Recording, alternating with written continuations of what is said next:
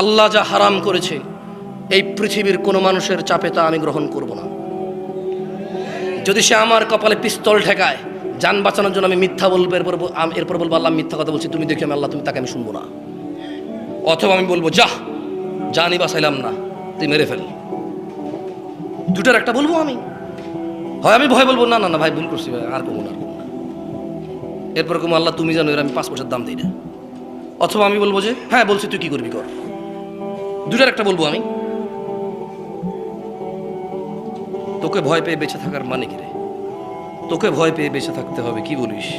তুই নিঃশ্বাসের মালিক না, তুই জীবনের মালিক না, তুই জান্নাতের মালিক না, তুই আসমান থেকে কিছু নাজিল করতে পারিস না, খুঁটিবিহীন ওই আসমান তুই তৈরি করিসনি, এই জমিন তুই ছাদ বিছানা হিসেবে বানাসনি।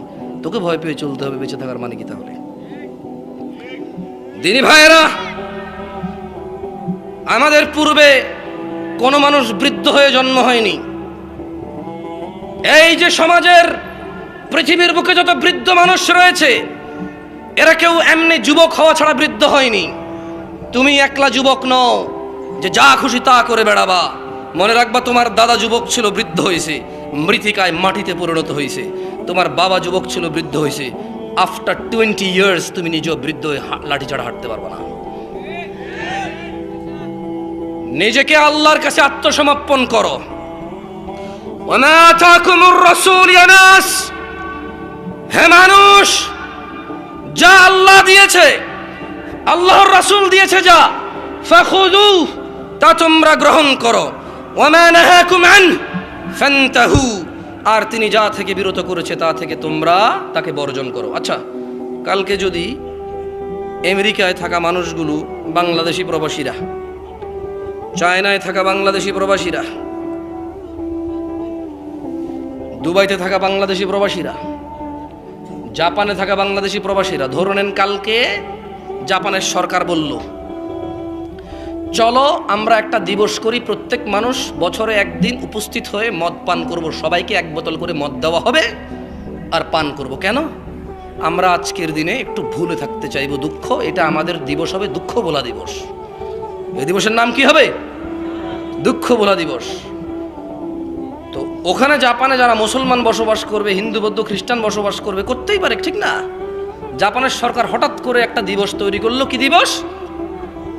কি দিবস? তুমি কি তোমার বাচ্চাকে সাজিয়ে গুজিয়ে স্কুলে পাঠাবা মদ পানের জন্য? আরে হ্যাঁ, জবাব সুন্দর করে জোরে দাও। তুমি কি তোমার বাচ্চাকে মদ পানের জন্য দুঃখ ভোলা দিবসে অংশগ্রহণ করতে দিবা? কারণ জাপানের সরকার বলছে তাই। কেন দিবা না? কারণ তুমি মুসলিম জাপানি। তুমি কি জাপানি?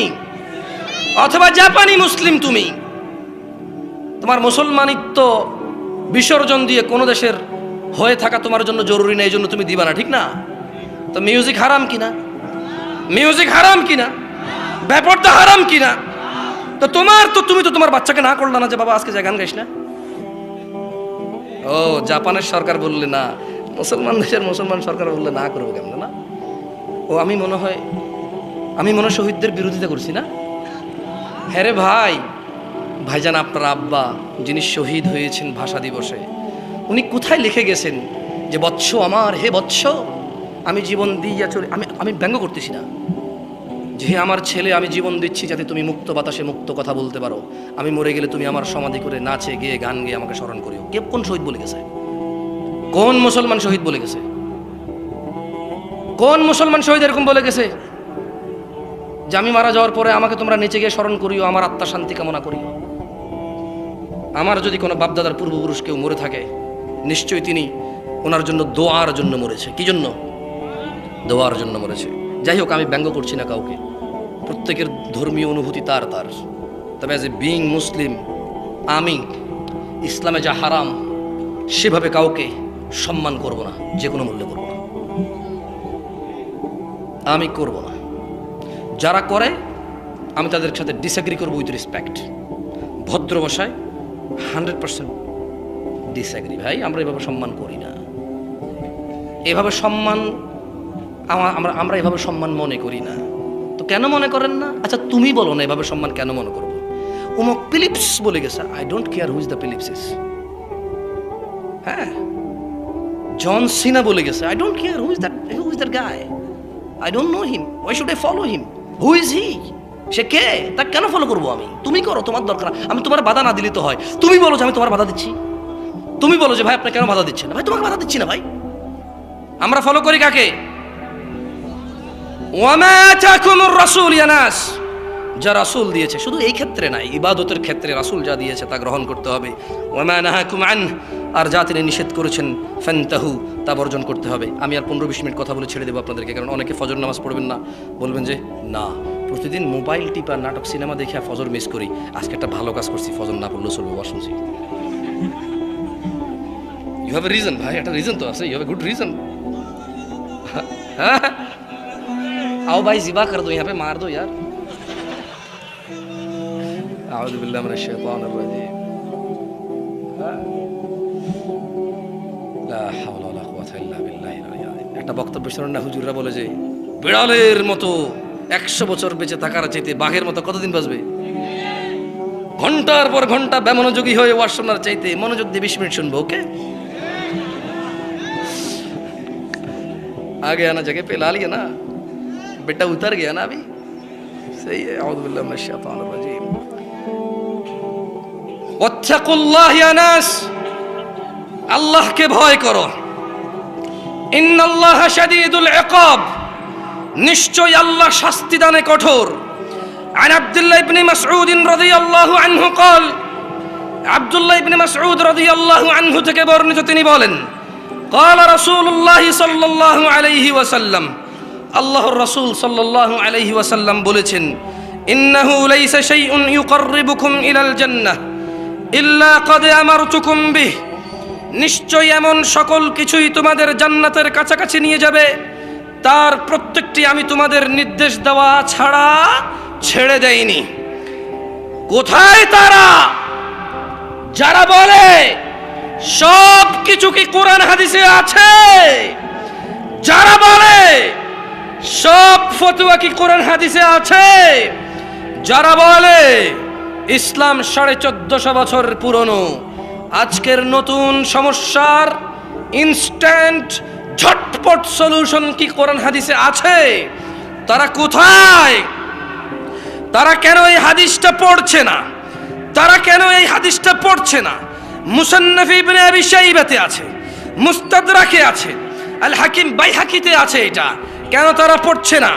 আব্দুল্লাহ ইবনে মাসউদ রাদিয়াল্লাহু আনহু বলছেন, আল্লাহর নবী বলেছে, ইন্নাহু লাইসা শাইউন ইউকাররিবুকুম ইলাল জান্নাহ ইল্লা ক্বাদ আমারতুকুম বিহ, এমন কোন ভালো কাজ নেই যা তোমাদের জান্নাতের নিকটবর্তী করবে, অথচ আমি মুহাম্মদ নির্দেশ দেইনি সাল্লাল্লাহু আলাইহি ওয়াসাল্লাম। ওয়ালাইসা শাইউন ইউকাররিবুকুম ইলান নার ইল্লা ক্বাদ নাহাইতুকুম আনহু, এবং এমন কোনো কিছু নেই যা তোমাদের জাহান্নামে নিয়ে যাবে, আমি নিষেধ করিনি। এমন কোনো মন্দ কাজ নেই যা আমি নিষেধ করিনি, যা করলে তোমরা জাহান্নামের নিকটবর্তী হবা। কোথায় তারা যারা বলে কোরআন ও হাদিসে সকল সমস্যার সমাধান নেই? দিনী ভাই আমার, আমি জোরে কথা বলি, তুমি ধরে নাও, তুমি ধরে নিও না, তুমি বিশ্বাস করো, আমি ইচ্ছা করে বলি না। যদি আমার এটা ফিতরাত না হতো, যদি এটা আমার অভ্যেস না হতো, তাহলে কেন আমি প্রত্যেকটা প্রোগ্রামে এমন করে বলতাম? তুমি আমার জোরে কথা বলাতে মনে কষ্ট নিয়ে কোরআন হাদিস উপেক্ষা করিও না, এগুলো আমার কথা না, আমি পড়ে শোনাচ্ছি। তোমার ভালো লাগে না আমার জোরে কথা, তোমার ভালো লাগে না আমার অ্যাটিটিউড, তোমার ভালো লাগে না আমার হাত আঙ্গুল ডান দিকে যায় বাম দিকে যায়, তোমার ভালো লাগে না আমি অত বেশি শিক্ষিত না, তোমার ভালো লাগে না আমি আরও অনেক কিছু করি, তোমার ভালো লাগে না আমি একটু খাটো মানুষ, তোমার ভালো লাগে না আমি তোমার মাদ্রাসায় পড়িনি, তোমার ভালো লাগে না আমি তোমার কাছে বায়াত হইনি, তোমার ভালো লাগে না আমি তোমার তরিকার না। ঠিক আছে, আমাকে বাদ দাও, আমাকে বাদ দাও। তুমি তো শিক্ষিত মানুষ, তুমি তো মাদ্রাসার ছাত্র, তুমি তো মাদ্রাসার শিক্ষক, তুমি তো মসজিদের ইমাম, তুমি তো মুহাদ্দিস, তুমি তো খতিব। ভাই আমার, শুধু আমার মুখে শুনছো বলে, আমাকে ঘৃণা করো বলে আল্লাহর নবীর হাদিসকে অস্বীকার করবা? ছি, অনেক ভুল সিদ্ধান্ত তোমার। ইসলাম অল্প সংখ্যক মানুষ দ্বারা সূচনা হয়েছিল, আবারও তা অল্প সংখ্যক মানুষে ফিরে যাবে। আন আবি হুরায়রা রাদিয়াল্লাহু আনহু قال, আবু হুরায়রা রাদিয়াল্লাহু আনহু থেকে বর্ণিত, তিনি বলেন, قال রাসূলুল্লাহ সাল্লাল্লাহু আলাইহি ওয়াসাল্লাম, আল্লাহর রাসূল সাল্লাল্লাহু আলাইহি ওয়াসাল্লাম বলেছেন, বাদা আল ইসলামু গরীবা, বাদা আল ইসলামু কি, বাদা আল ইসলামু গরীবা, বাদা আল ইসলামু গরীবা, ইসলামের আবির্ভাব, ইসলামের সূচনা হয়েছিল অপরিচিত অবস্থায়। ওয়াসায়াউদু কামা বাদা গরীবা, অচিরেই ইসলাম আবার শুরুর মতো অপরিচিত অবস্থায় ফিরে যাবে। ওয়াসায়াউদু কামা বাদা গরীবা, অচিরেই তা আবার শুরুর মতো অপরিচিত অবস্থায় ফিরে যাবে। কেউ সঠিক ইসলাম চিনবে না, কেউ সঠিক ইসলাম চিনবে না। জামশেদ মজুমদারও বাদ পড়ে যেতে পারে, বাদ পড়ে যেতে পারে এদেশের শত মোল্লা মুন্সি, মুহাদ্দিস, মুফতি, শাইখুল হাদিস, পীর, আউলিয়া কেরাম, সাধারণ মানুষ তো বাদ পড়ে যেতেই পারে। قال رسول الله صلى الله عليه وسلم بدا الاسلام غريبا, ইসলামের সূচনা হয়েছে অপরিচিত অবস্থায়। ওয়াসায়াউদু কামা বাদা গরীবা, অচিরেই তা আবার শুরুর মতো অপরিচিত অবস্থায় ফিরে যাবে।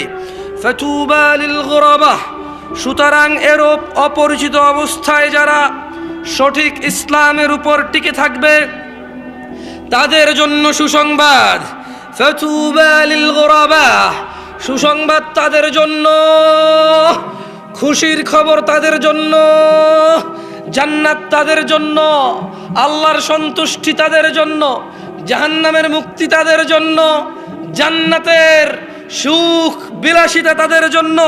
ফাতুবা লিল গুরাবা, যারা অপরিচিত অবস্থায় চলে যাওয়ার পরও সঠিক ইসলামে টিকে থাকবে।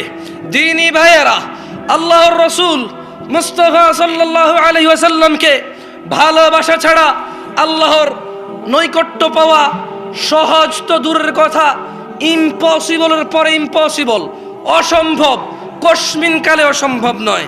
কামা কাল আল্লাহু তাআলা, যেমনটা আল্লাহ তাআলা কোরআনুল কারীমে বলেছেন, কুল, ও মুহাম্মদ সাল্লাল্লাহু আলাইহি সাল্লাম বলুন, ইন কুনতুম তুহিব্বুনাল্লাহ, বলে দিন ও দুনিয়ার মানুষরা যারা দাবি করো ভালোবাসো আল্লাহকে, ফাত্তাবিউনি, দাবি যদি সঠিক হয় মুস্তাফা সাল্লাল্লাহু আলাইহি সাল্লামকে অনুসরণ করো। ইউহিব্বুকুমুল্লাহ, তুমি খালি মুহাম্মদকে ভালোবাসো সাল্লাল্লাহু আলাইহি ওয়াসাল্লাম, আল্লাহ নিজেই তোমাকে ভালোবাসবে। ওয়া ইয়াগফির লাকুম যুনুবাকুম, আল্লাহ ভালোবেসে তোমার সমস্ত গুনাহ ক্ষমা করবে। ওয়াল্লাহু গফুরুর রহিম, আর তিনি আল্লাহ অত্যন্ত ক্ষমাশীল, পরম দয়ালু। আন সাউবান রাদিয়াল্লাহু আনহু قال, সাউবান রাদিয়াল্লাহু আনহু থেকে বর্ণিত, তিনি বলেন, قال রাসূলুল্লাহ সাল্লাল্লাহু আলাইহি ওয়াসাল্লাম, আল্লাহর রাসূল সাল্লাল্লাহু আলাইহি সাল্লাম বলেছেন, লা তাযালু তাইফাতুন মিন উম্মতি যাহিরিনা আলাল হক, অল্প কয়জন ভয় পাও, সামান্য কয়জন মন খারাপ, সংকুচিত, ভীতু, খুব চিন্তিত। কেন? পুরো মসজিদে তোমরা অল্প কয়জন মানুষ ফজরে এসেছো, পুরো মাহফিলে অল্প কয়জন মানুষ এসেছো, মাদ্রাসাগুলোতে অল্প কয়জন তার বাচ্চাকে পাঠিয়েছে, তুমি সংকুচিত, অন্যায়ের বিরুদ্ধে অল্প কয়জন মানুষ কথা বলে, সুন্নাহর অনুসরণ অল্প কয়জন মানুষ করে, তো শুনে নাও, চিন্তিত হয়েও না। সাউবান রাদিয়াল্লাহু আনহু থেকে বর্ণিত, তিনি বলেন, ক্বালা রাসূলুল্লাহ সাল্লাল্লাহু আলাইহি ওয়াসাল্লাম, আল্লাহ রাসূল সাল্লাল্লাহু আলাইহি ওয়াসাল্লাম বলেছেন, লা তাযালু তাইফাতুম মিন উম্মতি যাহিরিনা আলাল হক, আমার উম্মতের একটা দল সদা সর্বদা সত্যের উপর অটল থাকবে। আল্লাহ আমাদের কবুল করুন। লা ইয়াদুররুহুম মান খাযালাহুম হাত্তা ইয়াতি আমরুল্লাহি ওয়া হুম কাযালিক, কোন লাঞ্ছনাকারীর লাঞ্ছনা তাদের কোনো ক্ষতি করতে পারবে না যতক্ষণ না কিয়ামত হয়ে যায়। আর এই আমার উম্মতের এই সংখ্যক লোকগুলো সর্বদা সত্যের উপর এভাবেই টিকে থাকবে। কি ভাই, আমি তো যাবো গেল, যাইবেন আর কি, আমিও যাবো। এত রাত ওয়াজ করা যায়? মানুষের শরীর তো। আয়োজকরা কি মনে করে সামনে লোকগুলো গাধা আর বক্তা মুলা, যতক্ষণ ঝুলে রাখবে বসে থাকবে? এভাবেই তো হচ্ছে না। 12টা বাজবে কেন? আমি দুঃখিত, আমি আয়োজন মোটে খারাপ বলতেছি না। আমার ঠোঁট কাটা মানুষ, অহংকারী মনে করিয়েন না। সুযোগ পাইছি, মাথায় উঠে গেছি, এটাই। না ডাকলে কি করতাম? প্লিজ মাঝে মধ্যে ওয়াজ মাহফিল আমাকে একটু ডাকিয়েন, টুকটাক কথা বলার সুযোগ করে দিয়েন। হয়তো এরকম বলতে হয়তো, আল্লাহ মাফ করে, আস্তাগফিরুল্লাহ। যাই হোক, 2-3টা হাদিস কোরআন পড়ে আমি আসলে বিদায় নিই। যেভাবে হুন্ডা স্টার্ট হচ্ছে, সাউন্ড হামকো বড়া মজা নেই আ রা ইয়ার। अब क्या करे, इंसान है खुलिकल इंसान ज़ईफ़ा। আল্লাহ বলছে যে মানুষকে আল্লাহ বানাইছে দুর্বল চিত্তে। কি চিত্তে? দুর্বল। মাঠ ভর্তি মানুষ হইলে মনে চায় সারা রাত ওয়াজ করি। 1-2জন উঠে গেলে কত মানুষই তো বসে আছে, উঠছে মাত্র 1-2জন, মনটা এত খারাপ হয়ে যায় কেন হয় জানি না। আউযু বিল্লাহি মিনাশ শাইতানির রাজীম। একদিনই ভাইরা 2-একটা নসিহত করে তোমাদের চলে যাই। যুবক ভাইরা আমার, 30 বছরের নিচে কারা আছে? উঠে দাঁড়াও তো একটু দেখি। 30-এর নিচে উঠো দাঁড়াও। আর কত বইবা? হাওয়া বাতাস যা আছে বাইর করো। লা ইলাহা ইল্লাল্লাহ। সব কি 30-এর নিচে? बैठो। ও ভাই, স্লোগান বন্ধ করেন ভাই। কি হয়েছে ভাই? রাজনীতি শুরু করেছেন নাকি? বসেন। স্লোগান দিয়ে কিছু হইলে বহুত কিছু হয়েছে, তো আরো বহুত জায়গায় হয়।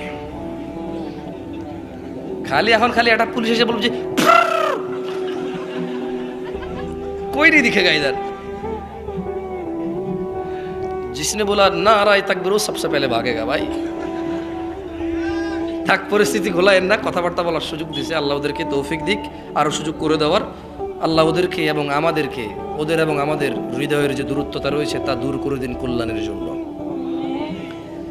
আল্লাহ তাআলা আমাদের ও আমাদের শাসকদের মধ্যে ন্যায় প্রতিষ্ঠার তৌফিক দান করুন।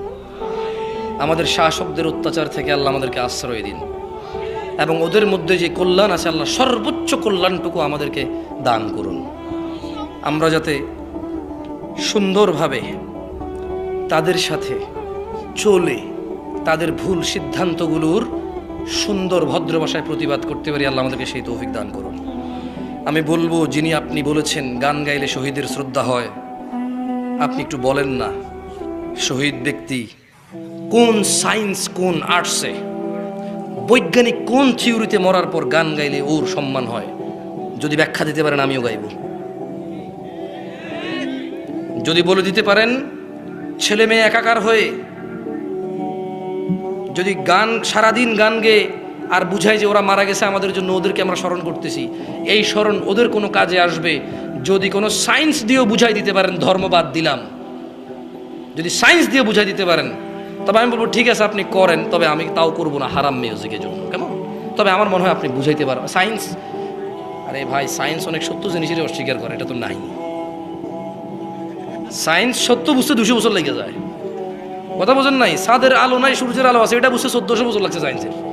কয় বছর লাগছে? হ্যাঁ, কয় বছর? চাঁদের নিজস্ব আলো নেই, সূর্যের আলো আলোকিত হয়, সায়েন্স এটা বুঝতে কতশো বছর লাগছে? কতশো? আমরা 1450 বছর আগ থেকে জানি, আলহামদুলিল্লাহ। তো সায়েন্স অনেক সত্য জিনিসে জানতে 1000-1500 বছর লেগে যায়, এই জিনিস তো নাই। যাই হোক, যুবক ভাই আমার, প্রাণ প্রিয় দিনী ভাই আমার, আল্লাহ সুবহানাহু ওয়া তাআলা আমাদের সৃষ্টি করেছেন সুন্দরতম অবয়বে। 10টা 5টা সিম চালাইয়া 10টা 5টা মেয়ের সাথে প্রেম করার জন্য নয়, যেভাবে তিনি চেয়েছেন সুন্দর করে বানিয়েছেন আমাদের। সূরা আল ইমরানে আল্লাহ বলছেন, হুয়াল্লাযী ইউসাউয়িরুকুম ফিল আরহামি কাইফা ইয়াশা, তিনি মাতৃগর্ভে যেভাবে ইচ্ছে তোমাদের আকৃতি গঠন করেন। লা ইলাহা ইল্লা হুয়াল আজিজুল হাকিম, তিনি ছাড়া অন্য কোনো সত্য ইলাহ নেই, তিনি প্রবল পরাক্রমশালী। ভাই আমার, তুমি গান বাজনায় মেতে থাকিও না। ওয়া মিনান নাসি মান ইয়াশতারি লাহুয়াল হাদিসি লিয়ুদিল্লা আন সাবিলিল্লাহি বিগাইরি ইলমিন ওয়া ইয়াত্তাখিযাহা হুজুয়া উলাইকা লাহুম আযাবুন মুহিন। যুবক ভাই ও বোন আমার, মানুষের মধ্যে কেউ কেউ আল্লাহর পথ থেকে বিচ্যুত করার জন্য খারাপ বাক্য কিনে নেয়, যা আমরা গানের মধ্যে পাই, জ্ঞান ছড়াই, এবং আল্লাহর দেখানো পথ নিয়ে তারা ঠাট্টা বিদ্রুপে মেতে ওঠে, তাদের জন্য রয়েছে যন্ত্রণাদায়ক শাস্তি। দিনী ভাই আমার, রাসূলুল্লাহ সাল্লাল্লাহু আলাইহি সাল্লাম বলেছে, দিনী বোন আমার, আল্লাহর নবী বলেছেন, আমার উম্মতের কিছু লোক মদের নাম পাল্টিয়ে তা পান করবে। তাদের সামনে গায়িকারা বিভিন্ন বাদ্যযন্ত্র সহকারে গান করবে। আল্লাহ তাআলা তাদের ভূগর্ভে বিলীন করে দেবেন শাস্তি দিয়ে, এবং কিছু কিছু লোকের আকৃতিকে বিকৃত করে দেবেন, বানর ও শূকরের মতো পরিণত করে দেবেন। ভয় পাও বানর হওয়া থেকে, ভয় পাও শূকর হওয়া থেকে, মাতৃগর্ভে ভূগর্ভে বিলীন হওয়া থেকে ভয় পাও। গান বাজনা ভালো জিনিস নয়, অসার বাক্য ব্যতীত, শয়তানের ফাঁদ ব্যতীত আর কিচ্ছু নয়। ইয়া আইয়ুহাল্লাযীনা আমানু, হে তোমরা যারা ঈমান এনেছো, ইন্নামাল খামর ইয়া শিবাব আহলুল মুনাফিকের ফাঁদে পা দিও না, মুনাফিকদের ফাঁদে পা দিও না। তারা বলে তারা মুসলিম, তারা বলে তারা মুসলিম, তারা বলে তারা তোমাদের হিতাকাঙ্ক্ষী, তারা বলে তারা তোমাদের সুবন্টন করবে, তোমাদের কল্যাণকামী তারা। খবরদার, মুনাফিকের ফাঁদে পা দিও না। তারা চায় তোমরা নেশায় মত্ত হয়ে তোমরা তোমাদের জীবনটাকে জাহান্নামের দিকে উজাড় করে দাও। তারা চায় তোমরা শয়তানের ফাঁদে পা দিয়ে তোমরা আল্লাহ দ্রোহিতায় মেতে ওঠো, রাসূল দ্রোহিতায় মেতে ওঠো। অথচ আল্লাহ চায় তোমরা সফলতার দিকে এগিয়ে আসো, আল্লাহ চায় তোমরা সফল হও। আল্লাহ সুবহানাহু ওয়া তাআলা সূরা মাঈদায় 90 নম্বর আয়াতে বলছেন, ইয়া আইয়ুহাল্লাযীনা আমানু, তোমরা যারা ঈমান এনেছো নারী ও পুরুষরা, ইন্নামাল খামর ওয়াল মাইসির ওয়াল আনসাব ওয়াল আজলাম রিজসুম মিন আমালিশ শাইতান ফাজতানিবুহু লাআল্লাকুম তুফলিহুন। হে মুমিন নর নারীরা, নিশ্চয় মদ, জুয়া, মূর্তি পূজার বেদী ও ভাগ্য নির্ণয় করার শর্ত কেবল ঘৃণার বস্তু, শয়তানের কাজ। কাজেই তোমরা সেগুলো বর্জন করো যাতে তোমরা সফল হও। মদ ছাড়তে হবে, নাহলে সফলতা আসবে না। জুয়া ছাড়তে হবে, নাহলে সফলতা আসবে না। বাদ্যযন্ত্র ছাড়তে হবে, নাহলে সফলতা আসবে না। শিরক কুফরি ছাড়তে হবে, নাহলে সফলতা আসবে না। ইবনে আব্বাস রাদিয়াল্লাহু আনহুমার বর্ণনায় রাসূল সাল্লাল্লাহু আলাইহি সাল্লাম বলেছেন, আল্লাহ তাআলা মদ, জুয়া, তবলা ও সারেঙ্গি হারাম করেছেন। তিনি আরো বলেন, নেশাগ্রস্ত করে এমন প্রত্যেক বস্তু হারাম, ইয়াবা হারাম, হেরোইন হারাম, বিয়ার হারাম, অ্যালকোহল জাতীয় যত কিছু আছে যা মানুষকে নেশাগ্রস্ত করে, এমন প্রত্যেক বস্তু হারাম। দ্বীনি ভাইরা, রাসূলুল্লাহ সাল্লাল্লাহু আলাইহি সাল্লাম বলেছেন, আমার উম্মতের মধ্যে এমন অনেক সম্প্রদায় হবে যারা জিনা, ব্যভিচার, রেশমি কাপড়, মদ পান, বাদ্যযন্ত্র, গান বাজনাকে হালাল করবে। অন্য এক হাদিসে আসছে, রাসূলুল্লাহ সাল্লাল্লাহু আলাইহি সাল্লাম বলেন, যেই ব্যক্তি দুনিয়াতে মদ পান করবে ও তাওবা করবে না, সে আখিরাতে তা থেকে বঞ্চিত হবে। দিনী ভাই আমার, যুবক ভাই আমার, চুরি ডাকাতি করে মদ পান করার জন্য সবর করো, দুনিয়াতে মদ পান করিও না। আল্লাহ আখিরাতে এমন মদ পান করাবে যা তোমাকে নেশাগ্রস্ত করবে না, আনন্দিত করবে। রাসূল সাল্লাল্লাহু আলাইহি ওয়াসাল্লাম বলেন, জাহান্নাম কথা বলতে পারে, জাহান্নাম বিচারের মাঠে মানুষকে তার নিজের দিকে ডাকবে। জাহান্নামের খড়ি হচ্ছে মানুষ ও পাথর। মহান আল্লাহ বলেন, অকুদহান নাসল হিজা, জাহান্নামের খড়ি হচ্ছে মানুষ ও পাথর। জাহান্নামে কয়লা থাকবে না, জাহান্নামে কোনো কাঠ খড়ি থাকবে না। আব্দুর রাজ্জাক সাহেব, মানুষ না হয় পাপ করেছে, জাহান্নামে যাবে, পাথর কি করলো? মাটি ও পাথর দিয়ে যা দিয়ে মূর্তি বানানো হয়েছে, সব মূর্তিগুলিকে জাহান্নামে দেওয়া হবে। দুইটা কারণ, এক, এইগুলি দিয়ে জাহান্নামের আগুন বেশি উত্তেজিত হবে এই জন্য। দুই, মানুষকে বোকা বানানো হবে। দেখ দেখ দেখ, তোকে তো জাহান্নাম দিয়েছি, তোর নেতাকেও দিয়েছি, দেখ দেখি। সবকে বোকা বানানো হবে আপনার চোখের সামনে। আপনার নেতাকে, আপনাকে, সবকে জাহান্নামে দিয়ে দেওয়া হবে। ঠেকায়েন দেখি তখন। জাহান্নামীদেরকে বেঁধে জাহান্নামে নিয়ে যাওয়া হবে। আল্লাহ বলছেন, খুজুহু ফাগুল্লুহু সুমাল জাহিম সাল্লুহু, এদের ধরো, এদের শিকলবন্দি করো, এদের হাত বেঁধে জাহান্নামে নিয়ে যাও। হাত বেঁধে জাহান্নামে নিয়ে যাওয়া হবে কেন? অপমান করার জন্য। রংপুর গাইবান্ধা পলাশবাড়ির মুজিবুর বিএসসি বলেছিলেন, আমি জেলে এমনিতেই যাব, আমার হাতে হাত করা দেওয়া লাগবে না। পৃথিবীর মানুষ দেখবে, দেশের মানুষ দেখবে মুজিবুর বিএসসির হাতে হাত করা দেওয়া আছে, এটা আমি চাই না। চলেন, আমি এমনিতেই যাচ্ছি। ইন্দিরা গান্ধীর হাত পিছন দিকে বাঁধা থাকবে, কেউ খুলতে পারবে না। ফেরাউনের হাত পিছন দিকে বাঁধা থাকবে, কেউ খুলতে পারবে না। আরেকটা জিনিস, মানুষের শেষ চেষ্টা বাঁচার হলো হাত দিয়ে।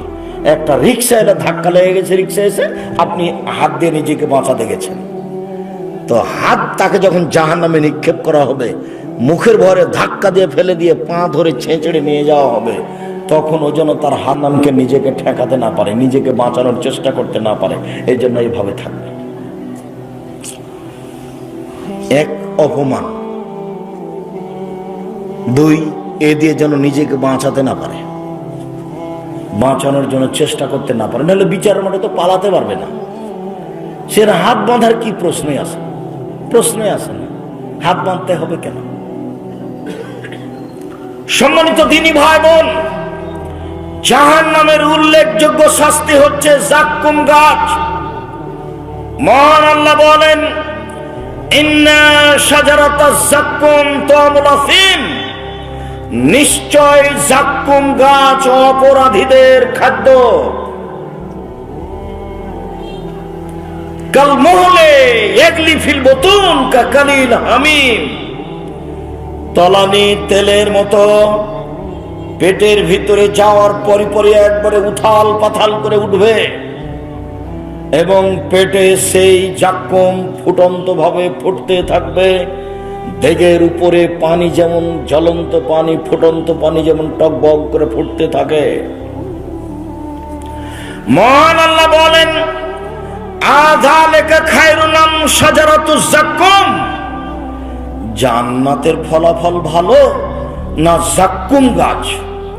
ইন্না জাআলনাহা ফিতনাতাল লিয-যালিমিন, নিশ্চয় জাক্কুম গাছ আমি অপরাধীদের জন্য পরীক্ষামূলক করেছি।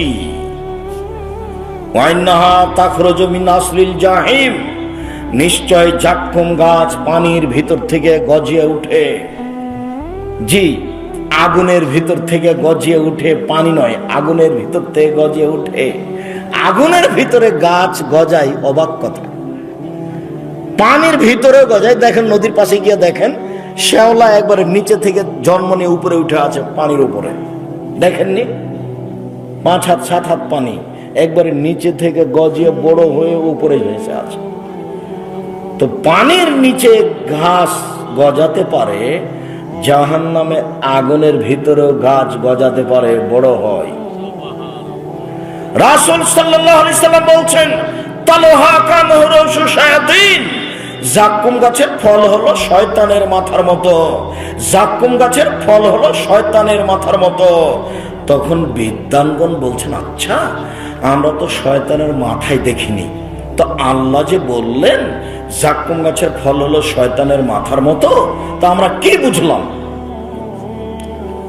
আমরা তো শয়তানকে দেখিনি, শয়তানের মাথা কেমন তা জানি না। আল্লাহ যে বললেন জাক্কুম গাছের ফল হলো শয়তানের মাথার মতো, তা আমরা কি বুঝলাম? তখন সব বিদ্বানগণ বলেছেন, এর মানে হলো খারাপ, এর মানে হলো খারাপ, এর মানে হলো খারাপ।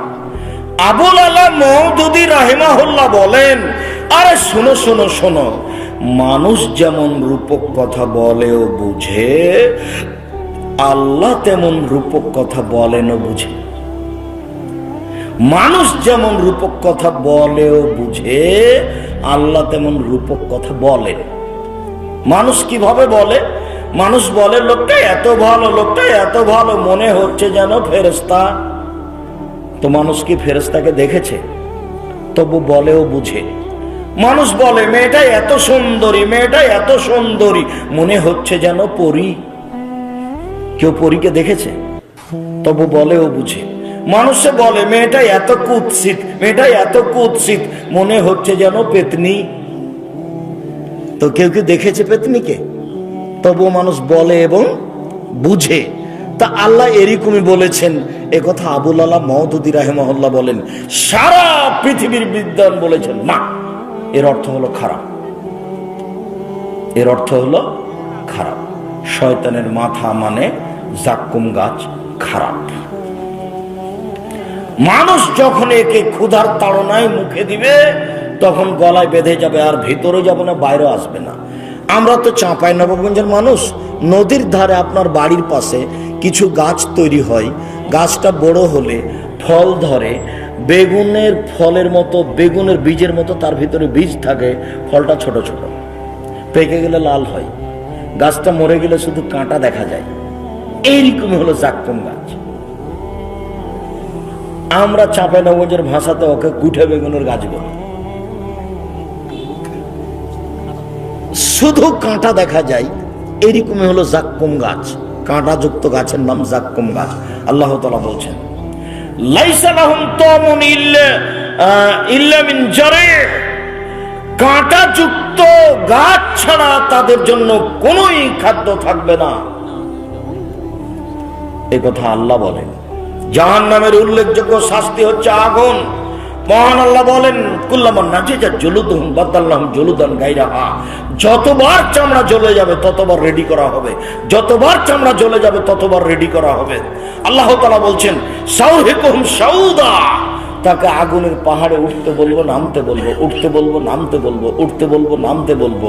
রাসূল সাল্লাল্লাহু আলাইহি সাল্লাম বলছেন, মিনহুম মা ইয়াকুনু লা কাবাইহি, কারো কারো আগুন হবে টাকনো পর্যন্ত, অমিনহুম মা ইয়াকুনু লা রকবাতাইহি, কারো কারো আগুন হবে হাঁটু পর্যন্ত, অমিনহুম মা ইয়াকুনু লা হাকওয়াইহি, কারো কারো আগুন হবে কোমর পর্যন্ত, অমিনহুম মা ইয়াকুনু লা তারকুয়াতিহি, কারো কারো আগুন হবে নাক পর্যন্ত, গলা পর্যন্ত, এই পর্যন্ত তার হবে আগুন। এইভাবেও থাকবে। রাসূল সাল্লাল্লাহু আলাইহি সাল্লাম নারুকুম জুজুম মিন সাবিরান না জুজান মিন নারে জাহান্নাম, তোমাদের বাড়িতে যে আগুন আছে এর চেয়ে 69 গুণ ক্ষমতা বেশি জাহান্নামের আগুনের।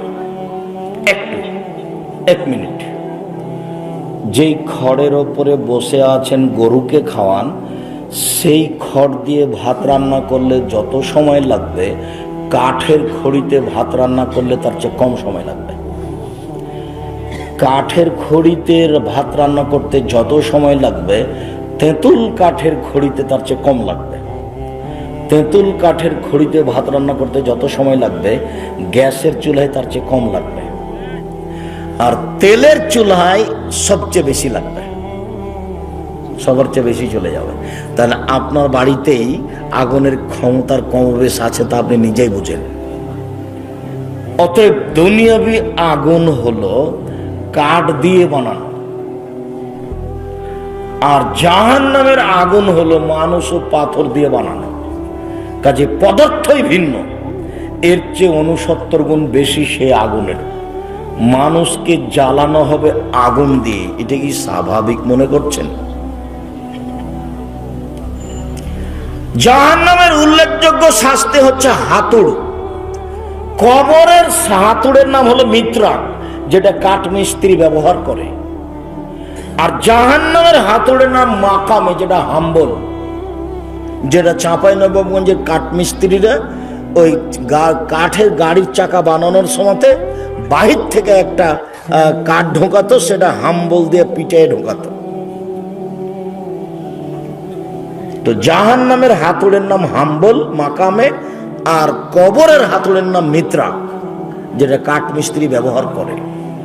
জাহান্নামের সাপ থাকবে উটের সমান, একবার দংশন করলে 40 বছর ব্যথা থাকবে। জাহান্নামের বিচ্ছু থাকবে গাধার সমান, একবার দংশন করলে 40 বছর ব্যথা থাকবে। মর্মে সম্মানিত দিনী ভাই বোন, জাহান্নাম ভয়াবহ জায়গা। মানুষের জন্য আল্লাহ তাআলা শাস্তির ব্যবস্থা করেছেন জাহান্নামে। কবর যত কঠিন, কিয়ামত তার চেয়ে অনেক বেশি কঠিন।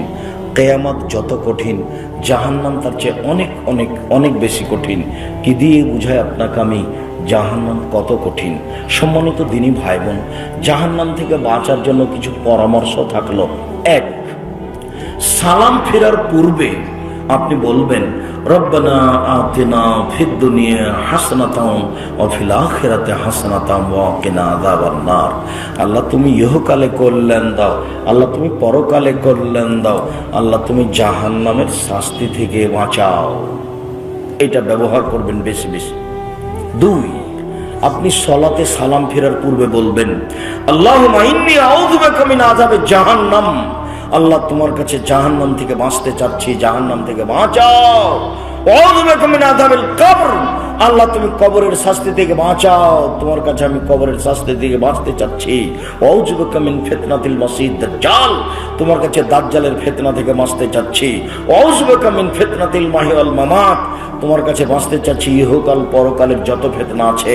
আউযু বিকা মিনাল মাসাম ওয়াল মাগরাম, তোমার কাছে বাঁচতে চাচ্ছি বড় পাপ হতে, তোমার কাছে বাঁচতে চাচ্ছি ঋণ কর্য হতে। বাকি জীবন যেন কাবিরা গুনাহ না হয়, যেন সুদ না খাই, যেন জেনা না করি, যেন ইয়াতিমের মাল না খাই, যেন শিরক না করি, যাতে করে পিতামাতার অবাধ্য না চলি, যাতে করে কাউকে হত্যা না করি। এইরকম যেন পরিবেশ আমার না ঘটে, মানুষের উপরে যেন অপবাদ না লাগাই, মানুষের যেন বদনাম গীবাত না করি। তুমি আমাকে এইভাবে বাঁচাও। আর লোন নিয়ে ব্যবসা করবেন না, লোন নিয়ে বাড়ি করবেন না। ব্যাংকে চাকরি করে সেই জন্য লোন দিয়েছে তাকে সরকার, কত খুশি হয়ে যায়, বেটা বাড়ি করেছে 5 তলা। ওর যে জানা যায় হবে না সেটাও বুঝিনি, জানা যায় নাই, জানা যায় বাতিল। আপনি যে লোন নিয়ে বাড়ি করেছেন তা আপনার জানা যায় হবে না, জাহান্নাম জান্নাত পরে। খুব সাবধান, লোন নিয়ে কিছু করবেন না। আমি পরামর্শ দিয়েছি চকলেটের ব্যবসা করেন, আপনাকে লোন নেওয়া লাগবে না। তার চেয়ে একটু বড় কলার ব্যবসা করেন, লোন নেওয়া লাগবে না। তার চেয়ে একটু বড় কাপড়ের ব্যবসা করেন, লোন নেওয়া লাগবে না। ধনী হতে সময় লাগবে 25 থেকে 30 বছর। একদিনই ধনী হতে চাইলে হবে। আর এখন তো ভোগ রেল নদাপাড়ার জমির দাম অনেক বেশি হয়ে গেছে। আপনারা তো কৃষক মানুষ ছিলেন, কত জমি আছে, 2 শতক বিক্রি করলেই তো হজ করা যাবে, ব্যবসা করা যাবে। লোন নেবেন কেন? কোন দুঃখে লোন নেবেন? লোনই যাবেন না, ওখানে মরাই লাগবে কয়দিন পরে, ছেলে মেয়ে থেকে যাবে, আপনাকে জাহান্নামে জ্বলতে হবে। আপনার সাথে তার কোনো সম্পর্ক নেই। আপনি আপনার বাপকে যতটুকু ভেবেছেন আপনার ছেলে আপনাকে ততটুকু ভাববে না। আপনি ভাবতে পারেন না কত আদরের ছেলে, তবু মনেই নাই। আমার আব্বা আমাকে যখন রেখে ফিরতেন তখনই আমার আব্বার 2 চোখের পানি ঝরঝর করে ঝরত, আমার এই চোখের সামনে একাধিক দিনের। তারপরে কই আমার আব্বা তো নেই, আমি অত খেয়াল করতে পারছি কিনা। তা আপনার ছেলে আপনার খেয়াল করবে? ভুল হিসাব। কবরস্থানের জন্য প্রোগ্রাম করছেন বা মসজিদের জন্য প্রোগ্রাম করছেন, ভালো। যারা প্রোগ্রাম করছেন তাদেরকে 5 ওয়াক্ত সালাত আদায় করতে হবে, মানুষের সাথে ভালো আচরণ করতে হবে, মানুষের জমি জায়গা জোর করে দখল করতে হবে না, জোর করে আইল চেপে নিতে হবে না, মানুষের প্রতি সহজভাবে চলতে হবে। 4টে নসিহত: 1 5 ওয়াক্ত সালাত, 2 হালাল রুজি, 3 কোরআন তেলাওয়াত, অন্তত সূরা ইখলাস। কয়বার? 3 বার। 4 দোকানে বসবেন না, 2 জন যেখানে বসে আছে সেখানে বসবেন না। আড্ডা পিটা চিরদিনের জন্য হারাম। কেন দোকানে বসবেন না? ওখানে কারো বদনাম হচ্ছে, আপনি খালি গিয়ে বলেছেন ঠিকই বলছিস, আসলেই খারাপ। এবার আপনি জান্নাতে যান তো দেখি, আর পথ নেই। না বুঝে একটা কথা বলে ফেলেছেন, তাহাজ্জুদ আর যা ছিল রোজা নামাজ সব হারিয়ে গেছে। বদনাম খুব ভয়াবহ জিনিস। আল্লাহ রাসূল বলছেন পৃথিবীর মানুষ 2টা জিনিসের জিম্মেদারি নাও, আমি জান্নাতে নিয়ে যাওয়ার জিম্মেদারি নিলাম। 1 মুখে বদনাম করবে না, গীবাত করবে না। 2 জেনায় লিপ্ত হয়েও না, বাকিটুকু আমি দেখব। মুখে বদনাম করবেন না, জেনায় লিপ্ত হবেন না। 4 জায়গা হলো বদনামের, ওখানে মানুষের বদনামই হয়। আর আমাদের এখন এইসব নির্বাচন থাকে, দল সংগঠন থাকে, সব সময় খালি এগুলোই হয়। অল্প দিন বাঁচতে এসে সবকিছু বন্ধ করেন। সম্মানিত দিনী ভাই বোন, জাহান্নাম থেকে বাঁচার চেষ্টা করেন, পরিবারের উপর শক্ত হন। আপনার স্ত্রী কেন বাজারে যাবে? আপনি মরে গেছেন, আপনার ছেলে মেয়ে মরে গেছে, কেন হবে এগুলো? পরিবারের উপরে শক্ত হন, জান্নাত হবে ইনশাআল্লাহ। আর রাতে সূরা মুলক পড়বেন, কবরের শাস্তি হবে না। রাতে সূরা মুলক পড়বেন। কয়েকটা জিনিস থাকলো: 5 ওয়াক্ত সালাত, হালাল রুজি, কোরআন তেলাওয়াত, দোকানে না বসা, রাতে সূরা মুলক পড়া। আর এমনিতে কোরআন তেলাওয়াত করা, পরিবারের উপরে শক্ত হওয়া। সম্মানিত দিনী ভাই বোন, বহুগুলো গ্রামের মানুষ হলো, বেশ কিছু মানুষ দীর্ঘ সময় ধরে জায়গাটা পূর্ণ হয়ে বসে আলোচনা শোনার চেষ্টা করলেন। আমি আপনাদের জন্য আন্তরিকভাবে দোয়া করি। আমি যেভাবে বলি, আমি আপনার কাছের মানুষ, আমি আমার হক কথা বলার চেষ্টা করেছি, আপনার উপরে আমি হক রাখি মর্মে। আপনি তো গ্রামের মানুষ, পরের দিন দেখা হবে, তা একটু হালকা হলো। আমার কথার গতি এর চেয়ে অনেক ভারী। যেখানে যায় আলহামদুলিল্লাহ অনেক সম্মান পাওয়া যায়। যেখানে যাবেন আপনি দেখবেন বলছে যে আব্দুল রাজাক সাহেব সেদিনের কথা শুনে দাড়ি ছেড়ে দিয়েছি, সেদিনের কথা শুনে প্যান্টটা কেটে উপরে করেছি টাকনোর নিচে, সেদিনের কথা শুনে 5 ওয়াক্ত সালাত আদায় করি, সেদিনের কথা শুনে ব্যাংকের চাকরি ছেড়ে দিয়েছি। কত হাজারো লাখো মানুষ নিবে না। কাজেই যেটুকু আপনাকে বলেছি আপনার কল্যাণের জন্য বলেছি, কখনো আপনি এটাকে দুর্বল মনে করবেন না। আর গ্রামের ছেলেরা, ভোগলের ছেলে একটা সাদ করে প্রোগ্রামে ডেকেছে, তা আপনি সেখানে আসবেন না, তো আপনি কিসের বড় মানুষ? আপনার স্ত্রী আসবে না কেন? ছেলেগুলো কি খেলার তামাশা করেছে? ছেলেগুলো কি এখানে কোনো খেলাধুলা করছে, যাত্রা থিয়েটার করছে যে আসবেন না? আসা উচিত ছিল। সম্মানিত দিনী ভাই বোন, আবারও যদি ছেলেরা কোনো ব্যবস্থা করে, আমরা যদি এসে উপস্থিত হই, তাহলে এলাকাবাসীর কাছে আন্তরিকভাবে অনুরোধ থাকছে সেদিন আপ্রাণ চেষ্টা করবেন উপস্থিত হওয়ার। আমি আব্দুর রাজ্জাক বিন ইউসুফ, আপনাদের কাছের মানুষ, শরীয়তের ব্যাপারে আমি 100 আপনার পাশে দাঁড়াতে পারি ইনশাআল্লাহ। আপনার যদি আমি স্কুল কলেজে রাস্তাঘাট করে দিতে না পারি, তবে আপনাকে আমি চূড়ান্ত সঠিক ধর্ম দিতে পারি ইনশাআল্লাহ। ধর্মের ব্যাপার আপনাকে আমি ফাঁকি দিব না। জামিয়া সালাফিয়া ডাঙ্গিপাড়া আপনার কাছের প্রতিষ্ঠান, বাড়ি নয় আপনার পাড়াতেই হলো। এরপরেও জামিয়া সালাফি একটা দূরে নেই। 20 বিঘা জমির উপরে এত বড় প্রতিষ্ঠান, আপনি কেন যাবেন না? যেখানে মসজিদটা 90% জমির উপরে, একতলাতে 3000 মানুষ একসাথে সালাত আদায় করতে পারে। আল্লাহর এত বড় নিয়ামত আপনাকে দেখতে হবে না? প্রায় 2000 ছেলে থাকে, প্রায় 1000 মেয়ে থাকে, 53 জন শিক্ষক থাকেন, 31 জন শিক্ষিকা থাকে। জামিয়া সালাফিয়া ডাঙ্গিপাড়া পাওয়া রাজশাহী, জামিয়া সালাফিয়া রূপগঞ্জ নারায়ণগঞ্জ ঢাকা। যে রূপগঞ্জ নারায়ণগঞ্জ 51 বিঘা জমির উপরে, যেখানে একটা মসজিদের কাজ আরম্ভ হয়েছে 200 শতক জমির উপরে, যার একতলাতে 10,000 মানুষ একসাথে সালাত আদায় করতে পারবে। আর জামিয়া সালাফের তেঘরা বিরল দিনাজপুর 20 বিঘা জমির উপরে। আগামীকাল প্রোগ্রাম আছে, এখন রাত্রে ঢাকা যাব ইনশাআল্লাহ। ঢাকা থেকে বিমানে যাব শুক্রবারে জুমার খুতবা ধরার জন্য দিনাজপুরে। দিনাজপুরের প্রতিষ্ঠান জামিয়া সালাফিয়া 20 বিঘা জমির উপরে। এখন এদেশে প্রায় 4টা প্রতিষ্ঠান চলমান, 250 জন শিক্ষক শিক্ষিকা রয়েছে, প্রায় 30 লক্ষ টাকা বেতন লাগে প্রতি মাসে। 30 লক্ষ। আপনাদের নিজস্ব প্রতিষ্ঠান জামিয়া সালাফিয়া, আপনাদের নিজস্ব পত্রিকা আলিতে পত্রিকা, বই পুস্তক আপনাদের নিজস্ব। আমি আপনার বাড়ির মানুষ, আপনার বেশি হক আমার চেয়ে। আপনি এই বইগুলি পড়বেন, ধর্ম জানবেন, আমার সাথে কথা বলবেন, জামিয়া সালাফি ডাঙ্গিপাড়া যাবেন, পরামর্শ দিবেন, নিজের প্রতিষ্ঠান হিসেবে ভাববেন, ছেলে মেয়েকে পড়াবেন। আমি আপনার চেয়ে অন্তত একটু হলেও দূরের। আমি তো চাঁপাইনবাবগঞ্জ থেকে এসেছি, আপনার তো এখানেই জন্ম, তো এই হিসাবে তো ডাঙ্গিপাড়ার হকদার আপনি বেশি। আপনি যাবেন, আপনি দেখবেন, দোয়া করবেন। আমি আপনাকে দোয়া করতে বলেছি, খালি বলবেন আল্লাহ তুমি জামিয়া সালাফিকে কবুল করো। কোনো শক্তি জামিয়া সালাফের কোনো ক্ষতি করতে পারবে না, আপনি যতই সমস্যা দেখেন, সেটা এখানে হোক আর সেখানে হোক। কেন? জামিয়া সালাফের আমি কোনো ক্ষতি করি না। আমি এদের অ্যাকশন দেখলে আমি তার টাকা দিয়ে দিই, এটা আমার সাহস। জামিয়া সালাফি এদেশে উন্নত মানের প্রতিষ্ঠান হিসাবে গড়বেই গড়বে ইনশাআল্লাহ। আমার মনে বড় স্বাদ, আমি এদেশের মাটিতে উন্নত মানের প্রতিষ্ঠান গড়তে চাই, যেখানে ছেলে মেয়ে বাংলা, ইংরেজি, আরবি উন্নত মানের শিক্ষা অর্জন করে জাতির অন্যায়ের বিরুদ্ধে লড়বে, মুখে কলমে মিডিয়ায়। সময়ের ব্যবধান মর্মে সকল দিনী ভাই বোনকে আমি জামিয়া সালাফের জন্য আন্তরিকভাবে দোয়া করার অনুরোধ জানাচ্ছি। আল্লাহ, আজকে আমরা যে আলোচনা করলাম, সে আলোচনা মেনে চলার বুঝার তুমি তৌফিক দান করো।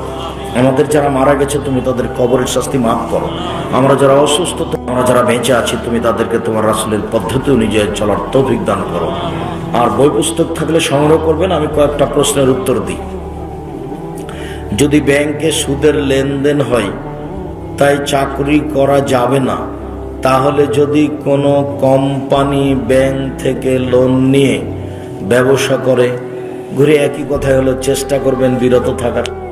তবে ব্যাংকে চাকরি করা আর বাইরে চাকরি করা, ব্যাংকে টাকা রাখা দুটো এক নয়। ভণ্ড মুফতি গিয়াসউদ্দিন নাম কি দরকার, প্রশাসনিকভাবে আপনাকে বাহাসের চ্যালেঞ্জ দিয়েছে, বাস তোমরা শুনেছে, এটা যথেষ্ট। তোমরা বলবে আগে আমার সাথে বসো তো।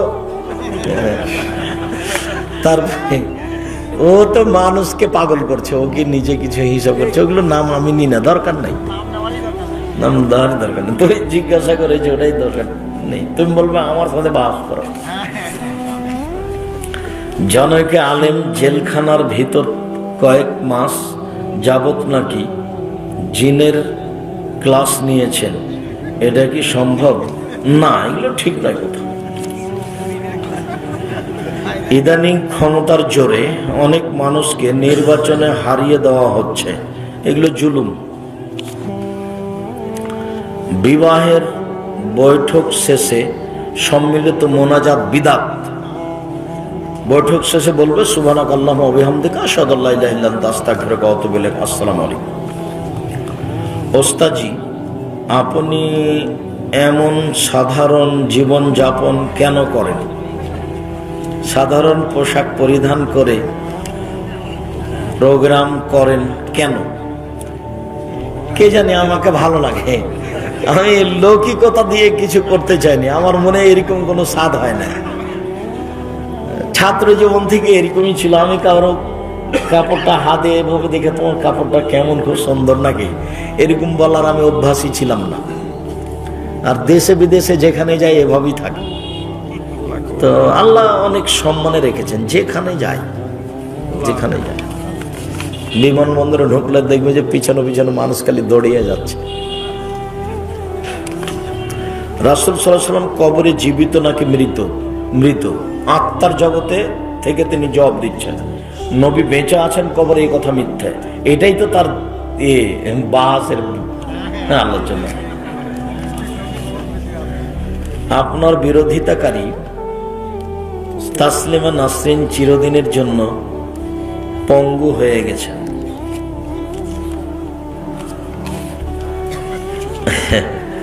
আমি জানি তার বক্তব্যের কথা, আমাকে বলা হয়েছিল যে সে এরকম ভাবে বলেছে। শেখ হিজবুত তাওহীদের মহিলারা বেপর্দা হয়ে রাস্তায় নেমে পর্দার ব্যাপারে নারীদের ভুল ধারণা দিচ্ছে। ওরা তো সব মুরতাদের অন্তর্ভুক্ত, এদের ব্যাপারে আপনাদের সাবধান থাকতে হবে। তাদেরকে পাশে আসতে দিবেন না, গ্রামে ঢুকতে দিবেন না, তাদেরকে বৈঠক করতে দিবেন না, নইলে মানুষের আকীদাকে নষ্ট করে দিবে। ঘুমন্ত ব্যক্তিকে নামাজের জন্য ডাকা যাবে কি? জি যাবে, সময় হয়ে গেলে ডাকতে হবে। সালাতের জন্য, নফল সালাতের জন্য স্বামীকে বলেছে তুমি স্ত্রীর গায়ে পানি ঢেলে দাও। নফল সালাত, ফরজ তো তাহলে এবার বুঝতে হবে আরো বেশি। অ্যালার্ম দিয়েও জাগাতে পারি না, সাহারি না খেয়ে রোজা হবে কি? হবে। আল্লাহ রাসূল 9:30 10টার সময় বললেন, এই বাড়িতে নাস্তা পানি কিছু আছে না? তাহলে আমি সিয়াম থাকলাম। তো সাহারি তো খাননি। আর আমি জীবনে সাহারি খাওয়াতে আমি অভ্যাসই কম। ছাত্র জীবনে সিয়াম থাকতাম একদিন পর একদিন, দাউদ আলাইহিস সালামের। এখন চেষ্টা করা হয় বৃহস্পতিবার সোমবার, তাতে অত সাহারির সাথে যোগাযোগ রাখা যায় না। যার কারণে সাহারি খেতে হবে, বরকত আছে, জরুরি নয়। জাহান্নামে একবার গেলে কি পরে কেউ জান্নাতে যেতে পারবে? হ্যাঁ পারবে। কিছু নেকি আছে, তখন প্রথমে জাহান্নামে যাবে, পরবর্তীতে জান্নাতে যাবে। অনেক হাদিস এটা প্রমাণ করে। ঘুষ না নেওয়া কিংবা ঘুষ নিয়ে দান করে দেওয়া কোনটা উত্তম? ঘুষ নিয়ে দান করে দেওয়া। না, ওই পথে যাবেন না, তো সহজ করে দেখার প্রয়োজন নেই। নিরুপায় হয়ে টাকা রাখছেন, এইটার যে টাকাটা বাড়ছে সেটা আপনি ব্যাংকে না রেখে নিয়ে নেন, নিয়ে ফকির মিসকিনকে দিয়ে দেন নেকি ছাড়াই, এতে আল্লাহর একটা দয়া হতে পারে। কি এটা? সাধারণ মানুষের ইমামতির জন্য কতটুকু যোগ্যতা থাকা প্রয়োজন? ভালো করে কোরআন মাজিদ পড়তে পারলেই হবে, শরীয়তের সম্পর্কে কিছু অবগতি। পূর্বের বিয়ে গোপন রেখে অন্যত্র বিয়ে দেওয়ার চেষ্টা করা কেমন কাজ? হারাম কাজ, প্রতারণা, ধোঁকা।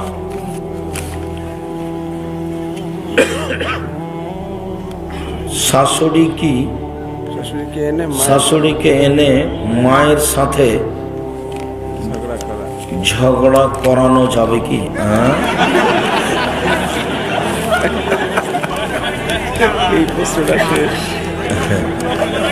তোমার এইটা কথা তোমার জানানোর কি প্রয়োজন? এটা তো নোংরা কথা না, ওভাবে হাসতে হবে না। আল্লাহ রহম করো। আল্লাহ রসুল বলছেন, বুখারী মুসলিম, তোমরা যদি আল্লাহকে জানতে আমি যেমন জানি, তোমরা যদি আল্লাহকে জানতে আমি যেমন জানি, তোমরা যদি আল্লাহকে চিনতে আমি যেমন চিনি, তাহলে কমতে রাতে একটা সময় বের করতে হবে, মাঝে মধ্যে 2 রাকাত সালাত আদায় করে একটু কান্নাকাটি করে পাপের কথাটা বলা, এবং প্রয়োজনীয় জিনিস চাওয়া। চাইলে খুব খুশি হয়, আর প্রশংসা করে চাইলে আরো খুশি। আগে আপনার পড়বেন ইসমে আজম, তারপরে পড়বেন দুরুদে ইব্রাহিম, তারপরে আপনি নিজের কথাটা বলবেন, বিপদে পড়ে আছেন সেটা বলবেন, বা কিছু চাচ্ছেন সেটা বলবেন, আল্লাহ কবুল করবেন ইনশাআল্লাহ। আল্লাহুম্মা নাসআলুকা বিআন্নাকা আনতাল্লাহ লা ইলাহা ইল্লা আনতাল আহাদুস সামাদুল্লাযী লাম ইয়ালিদ ওয়া লাম ইউলাদ ওয়া লাম ইয়াকুল লাহু কুফুয়ান আহাদ। যদি মুখস্থ না থাকে তাহলে দুয়ার বই থেকে নিতে হবে, বা ওই এতে আছে, ওই নেটে আছে আপনার এই বই, এদের কাছ থেকে আপনি সহযোগিতা নিতে পারবেন, এই ছেলেগুলির কাছ থেকে আইনের আসলে আছে। দুরুদ পড়বেন, দুরুদ না পড়লে দোয়া উপরে যাবে না, এভাবে ঝুলন্ত আছে দুরুদ, না দোয়া, ওটা উপরে যাবে না যতক্ষণ পর্যন্ত দুরুদ না পড়েছে। তাহলে কবুল হওয়ার জন্য ইসমে আজম, আর উপরে যাওয়ার জন্য দুরুদ, তারপরে নিজের কথা।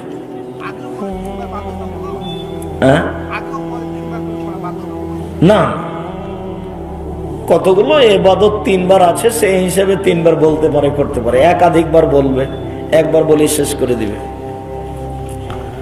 হুজুর, আমার প্রথম প্রশ্ন, স্বামী মারা গেছে, কিছু সম্পদ টাকা পয়সা আছে, সেগুলো ব্যাংকে রেখে সে টাকার মুনাফা দিয়ে সংসার চালায়, এটা কি জায়েজ না এটা হারাম?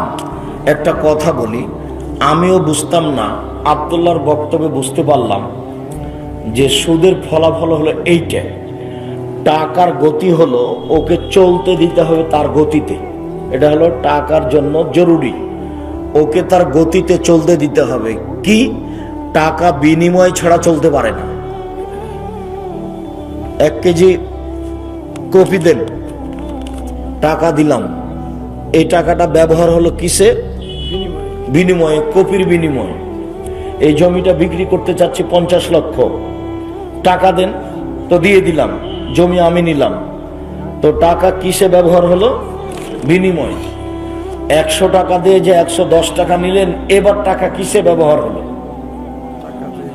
টাকাতে তো বিনিময় হলো না। বিনিময় হতে হবে আর একটা জিনিস দিয়ে। টাকা দিয়ে টাকা বিনিময় হয় না। যদি টাকা দিয়ে টাকা হয়, তাহলে তার যেটা চলমান গতি আছে এটাকে বন্ধ করে দেওয়া। তার চলমান গতিকে বন্ধ করলে মানুষ ধ্বংস হবেই, তখন মানুষ সুদ খাবে। এই কারণে আল্লাহ বলছেন, সুদে মানুষের টাকা কমে যায় আর দানে মানুষের টাকা বেশি হয়ে যায়। টাকাকে নিজের গতিতে চলতে দিতে হবে। নিজের গতি মানে হলো ওকে বিনিময়ে ব্যবহার করতে হবে।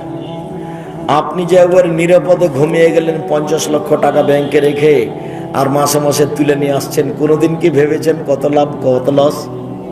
বেগুন কিনেছেন নাকি যে ঢাকা যেতে যেতে পচে যাবে? ব্যবসা যেটা, কেমন ব্যবসা এটা? ব্যবসা কোনোদিন নিরাপদ হয়? বিনিময় হলো না, তবু আপনি টাকা পাচ্ছেন, এটা কথা হলো? যার কারণে একটা ব্যাংকে টাকা রেখে ওই মুনাফা হারাম, কাবিরা গুনাহ সুদ, ওই মুনাফা খাওয়া যাবে না। আমার দ্বিতীয় প্রশ্ন, স্বপ্নে খাবার খাওয়া দেখলে শুনেছি শয়তানের মলমূত্র খাওয়া হয়, এ সম্পর্কে আপনার মতামত কি? জি না, এগুলো আল্লাহ রাসূল বলেননি। স্বপ্নের ফলাফল চূড়ান্ত কিছু নয়। আল্লাহ রাসূল বলেছেন যে খারাপ লাগলে কাউকে বলবো না, কাক পরিবর্তন করে নাউজুবিল্লাহ বলবো। খুবই যদি খারাপ লাগে তাহলে উঠে ওযু করে 2 রাকাত সালাত আদায় করতে হবে, খারাপ স্বপ্ন ওখান থেকেই শেষ। আর যদি খুব ভালো লাগে তাহলে কাউকে বলা যায়।